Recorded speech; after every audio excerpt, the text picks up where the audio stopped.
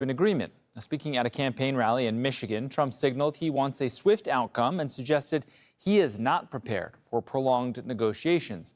Now, Iran has said it was continuing to exchange messages with Washington through intermediaries, 3 days into a pause in airstrikes across the region. Tehran said the Trump administration was struggling to find a way out of the 5 months-long conflict.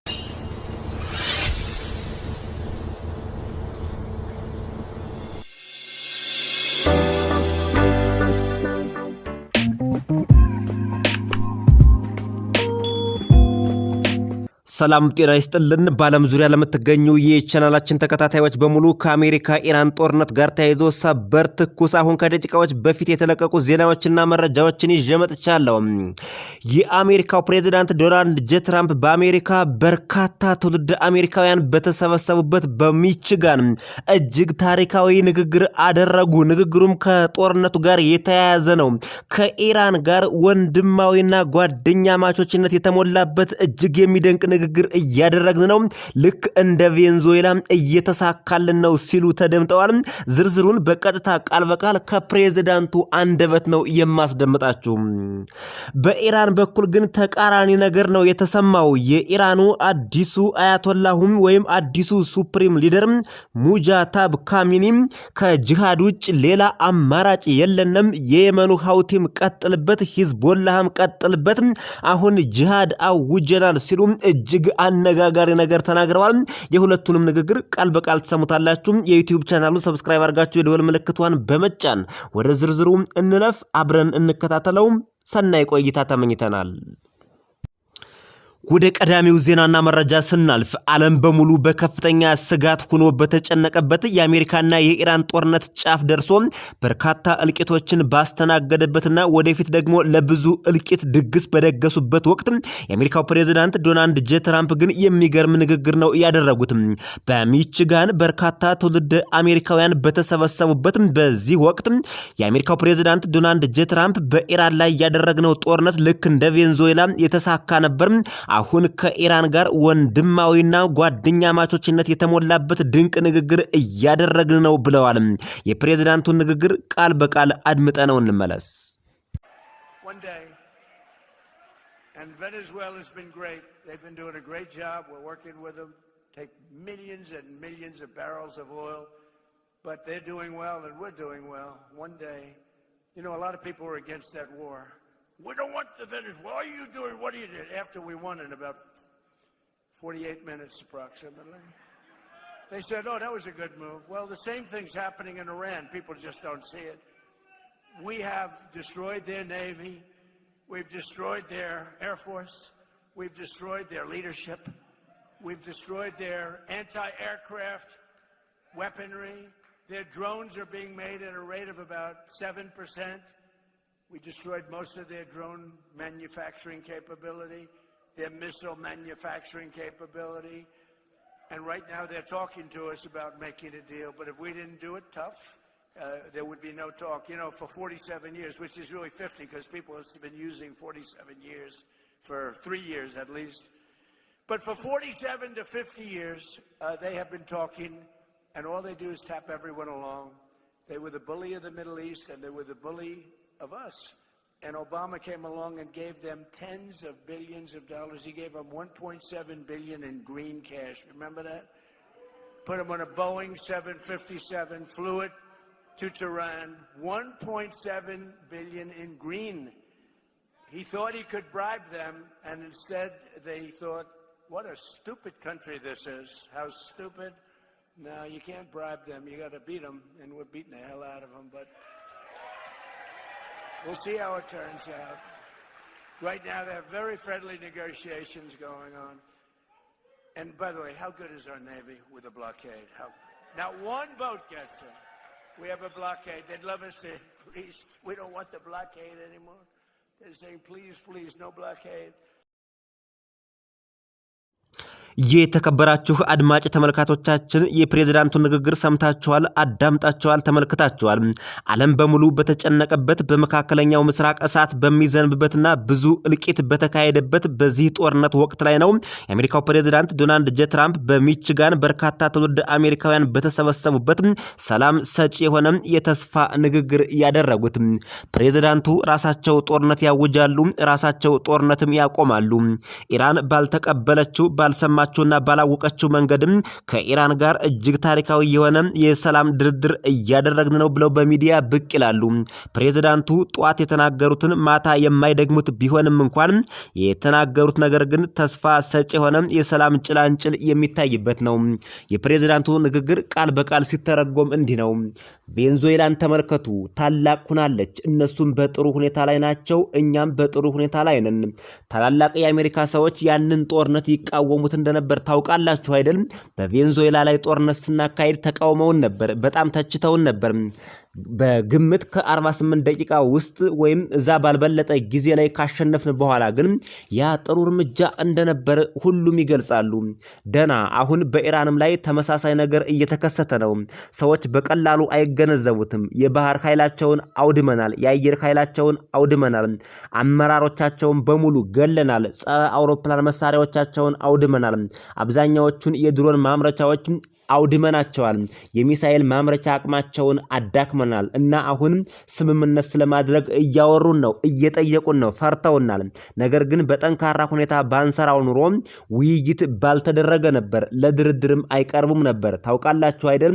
ለ48 ዓመታት ያክል ቆይተው ሲነጋገሩ ኑረዋል እና የሚያደርጉት ነገር ቢኖር ሁሉንም ሰው ማታለል ብቻ ነው። አታላይ ናቸው፣ ልባቸው አይገኝም። የመካከለኛው ምስራቅ ጉልበተኞች ነበሩ፣ የኛም ጉልበተኞች ነበሩ እያሉ ነው ፕሬዝዳንቱ ኢራኖችን የሚገልጿቸው። እና ኦባማ መጥቶ 10 ቢሊዮን ዶላር ሰጣቸው። አያችሁ፣ 10 ቢሊዮን ዶላር 1.7 ቢሊዮን በጥሬ ገንዘብ ነው የሰጣቸው። ታስታውሳላችሁ። ቦይንግ 757 አውሮፕላን ላይ ጭኖ ነው ገንዘቡን ወደ ቴራን የላከው። አዎ ባራክ ኦባማ እንግዲህ እንደምታስታውሱት የተከበራችሁ አድማጭ ተመልካቾቻችን ለኢራን 10 ቢሊዮን ዶላር ነው ለድርድርና ለእርቅ በሚል የሰጣት። 1.7 ቢሊዮን በጥሬ ገንዘብ ነው በካሽ በቀጥታ በአውሮፕላን ተጭኖ የሄደው። ምን ያህል ሞኝ ነው አይደል? ምን ያህል ሞኝ ናቸው፣ ሞኝ ሀገር ናቸው እያሉ ተሳለቁብን፣ በጣም አሾፉብን። በገንዘብ ልትገዛቸው አትችልም፣ እነሱን በገንዘብ አትገዛቸውም፣ በማሸነፍና በመቀጥቀጥ ብቻ ነው።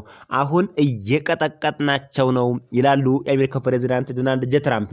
ገና እንግዲህ ፕሬዝዳንቱ በወጣትነት ዘመናቸው 30ዎቹ ዕድሜ ውስጥ ሳሉ ነው ኢራንን መቀጥቀጥ መምታት አለብን፣ ከኢራን ጋር ጦርነት መደረግ አለበት ብለው ሲናገሩ የነበሩ ፕሬዝዳንት ናቸው። በ80 ዓመታቸው እቅዳቸው የተሳካላቸው። ምንም እንኳን ኢራን በከፍተኛ ሁኔታ ብትፋለማቸውም ፕሬዝዳንቱ ግን በልባቸው ገና በልጅነታቸው ያሰቡትን ነገር ኢራን ላይ ሙሉ በሙሉ መተግበር ችለዋል። አሉ የተባሉ የኢራን ቁልፍ የኒውክሌር ጠበብቶች፣ የጦር መሐንዲሶችና ዋናውን የኢራን አያቶላሁ አሊ ካሚኒ አመራሩንም ጭምር ማለት ነው በአንድ ሌሊት ማውደም ችላለች አሜሪካ። እንዴት እንደሚጠናቀቅ ገና እናያለን። አሁን በጣም ወዳጃዊ ንግግሮች፣ ወንድማዊ ንግግሮች እየተካሄዱ ናቸው። የባህር ኃይላችን ወደ እነሱ የሚተላለፈውን መርከብ ሙሉ በሙሉ ዘግቶታል። አንድም መርከብ ወደ ኢራን አይገባም፣ አይወጣም። እባካችሁ እገዳውን አንሱልን፣ መርከቦቹ ይተላለፉ እያሉ እየጠየቁን ነው። ፕሬዝዳንቱ እንደሚሉትና እንደሚናገሩት ከሆነ ከኢራን ጋር ወንድማዊ የሆነ ጓደኛ ማቾችነት የተሞላበት ንግግር እየተካሄደና ወደፊት ምን እንደሚሆን ታዩታላችሁ። ውጤቱን ያማረ ውጤት ይኖራል እያሉ ነው ፕሬዝዳንቱ። በዚህ መሃል ከኢራን ወገን የሚሰማው ነገር ግን አስደንጋጭና የጦር ነጋሪት የሚጎስሙ ንግግሮች ናቸው። የኢራኑ የበላይ መሪ አያቶላሁ ሙጃታብ ካሚኒ ከክልሉ መረጋጋት ጋር በተያያዘ ጠንካራ አቋማቸውን አሁንም አንጸባርቀዋል። ምንም እንኳን ሙጃታብ በሚዲያና በአካል ባይታዩም የተደበቁበትና ያሉበት ቦታ እስካሁን የማይታወቅ ቢሆንም በጽሁፍ የሚያስተላልፏቸው መልእክቶች ግን እጅግ በጣም ጠንካራ ናቸው። ከጂሃድና ከጽናት ውጭ ሌላ የሚመራን የተለየ መንገድ የለም ሲሉ ተደምጠዋል። የሊባኖስን ግዛታዊ አንድነት መጠበቅና በእስራኤል በኩል የሚደረገውን ጠበኝነት ፍጹም በሆነ መልኩ ማስቆም ለየትኛውም ሰላማዊ ስምምነት ዋና ቅድመ ሁኔታ መሆኑን አያቶላሁ አጽንኦት ሰጥተው ተናግረዋል። ሂዝቦላን እንደማይናወጥ አለት እና የክልሉ የተቃውሞ ግንባር ቀደም ኃይል ሲሉ የገለጹት መሪው ቡድኑ ባለፈው አንድ ዓመት ውስጥ ከፍተኛ የመሪዎች መዋቅር ጉዳትና ወታደራዊ ጫና ቢደርስበትም ያሳየው ጽናት የሚደነቅ ነው ብለዋል። የየመኑን ሐውቲን ደግሞ እጅግ ጀግና የኢራን ቀኝ ክንፍ ሲሉ መስክረውለታል። አሁንም በሳውዲ አረቢያ ላይ የሚደረገው ድብደባ ቀጥተኛ የኢራንና የጦርነቱ አካል እንደሆነ ነው እየተገለጸ የሚገኘው። የየመኑ ሐውቲ አሁንም በርካታ የሳውዲ አረቢያ መርከቦችን በተለይ ነዳጅ የጫኑ መርከቦችን ማጥቃቱን አሁንም ቀጥሎበታል። የሙጃታቢው ንግግሮች ቴህራን አሁንም ቢሆን የመቋቋም ዘውግ ስትራቴጂዋን አጥብቃ እንደያዘች ያሳያል። ቀጠናውን ለመቆጣጠር ከሚደረጉ ጂኦፖለቲካዊ ውድድሮች ጎን ለጎን ግጭቱን እንደ ህልውና ጉዳይ በመሳል ከዋናው አጋሯ ጋር ያላትን ቁርጠኝነት ለማሳየት ሞክራለች። የሊባኖስ ፖለቲካዊ መዋቅር በሉዓላዊነትና በሰላም ዙሪያ ውስጣዊ ክርክሮች ውስጥ ባለበት በዚህ ወቅት የኢራን አቋም ከፍተኛ ትኩረትን ስቧል ነው የተባለው። After nearly 2 weeks of nightly strikes, the U.S. has hit pause on bombing Iran. President Trump saying the military has plenty of firepower, but he's holding off as the mullahs come begging for peace talks. Watch this. All right, so there are balls in the air. There are also missiles in the air, Jesse. Who does it benefit to leak information about a depleted munition supply? Oh, it's a good question. Maybe the weapons manufacturers? Maybe anti-Trump forces within the administration. I told you so's. I don't like it, and I don't trust it because I'm pretty well wired in the Pentagon, and I have not heard that publicly and privately. So who knows? I do know who is kind of running out of munitions, and that's the Iranians.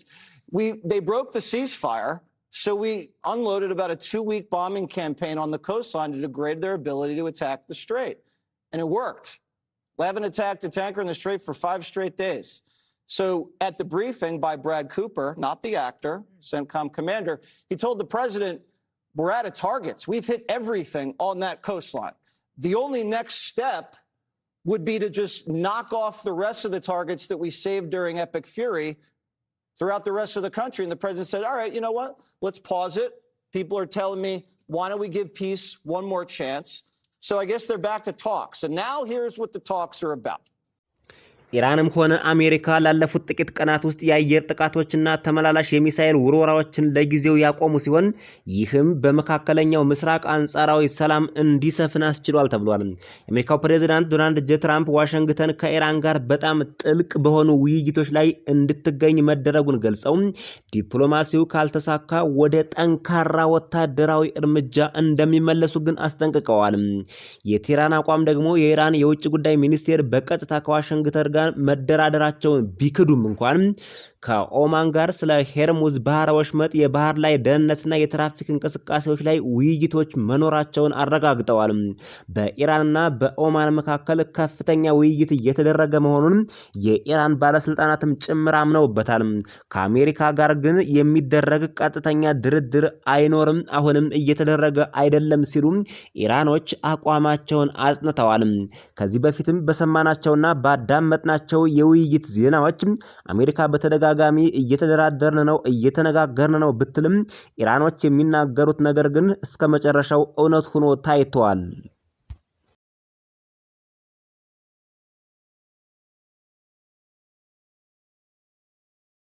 በርካታ ዓለም አቀፍ ጋዜጠኞች፣ ተንታኞችና ጂኦፖለቲክስ ባለሙያዎች እንደሚናገሩትና እንደሚጽፉት ከሆነ ግን በአሜሪካና በኢራን መካከል ምንም አይነት ንግግርና ድርድር እየተደረገ አይደለም።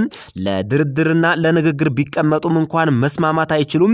ይልቁንም አሜሪካ አሁን እየተደራደርን ነው፣ ወንድማዊና ጓደኛ ማቾችነት የተሞላበት ስምምነት ልናደርግ ነው የምትለው በመካከለኛው ምስራቅ ሁሉም የጦር ቤዞቿ ስለተመቱባትና ባላሰበችው ባልጠበቀችው ሁኔታ ኢራን አቅጣጫዋን ስላስቀየሰቻት ተጨማሪ ጊዜ ለመግዛትና እንዲሁም ከእስራኤል ጋር ተነጋግራ ኢራንን እስከ ወዲያኛው እንዴት መምታት እንዳለባት ተጨማሪ የጦር መሳሪያዎችን ለማምረት ጊዜና ጉልበት ለማግኘት ስትል ነው አሜሪካ ይሄን ያደረገችው እያሉ ይገኛሉ። በተለይ የአሜሪካ የጦር መሳሪያ በመካከለኛው ምስራቅ በከፍተኛ ሁኔታ ስቶክ አውት መሆኑን በርካታ ዓለም አቀፍ ሚዲያዎችም እየዘገቡት ይገኛሉ። የአሜሪካው ፕሬዝዳንት ዶናልድ ጄ ትራምፕ ግን በቅርቡ ታዩታላችሁ ውጤታማ የሆነ ነገር ልክ እንደ ቬንዙዌላ በኢራን ላይም እያደረግን ነው ብለዋል። ነገ ከነገ በኋላ የሚታይ ሀቅ ይሆናል። በአሁኑ ሰዓት የእስራኤሉ ጠቅላይ ሚኒስትር ቤንጃሚን ኔታንያሁ አሁን አሜሪካ ገብተዋል። ከፕሬዝዳንት ትራምፕ ጋር ምን ይመክሩ ይሆን? ወደፊትስ የኢራን ጉዳይ ምን ይሆን? አሁንም ዓለም በሙሉ በትኩረት የሚከታተለውና በጉጉት የሚጠብቀው ጉዳይ ነው። የተከበራችሁ አድማጭ ተመልካቾቻችን በሌላ ተመሳሳይ ዜናና መረጃ እስከምንገናኝ በያላችሁበት የዓለም ጥግ ሁሉ ሰላም፣ እድገት፣ ብልጽግና፣ ጤና፣ ፍቅር የሚመኝላችሁ ኢትዮ ቨርቴክስ ነው። እናንተም የዩቲዩብ ቻናሉን ሰብስክራይብ አድርጋችሁ የደወል ምልክቷን ብትጫኑ ተመሳሳይ ዓለም አቀፍ ዜናዎችና መረጃዎች እንዲሁም የአሜሪካ የኢሚግሬሽን ፖለቲካዊና ማህበራዊ ዜናዎችና መረጃዎች በቀጥታ ከመቅጽበት እጃችሁ ላይ ይገባሉ።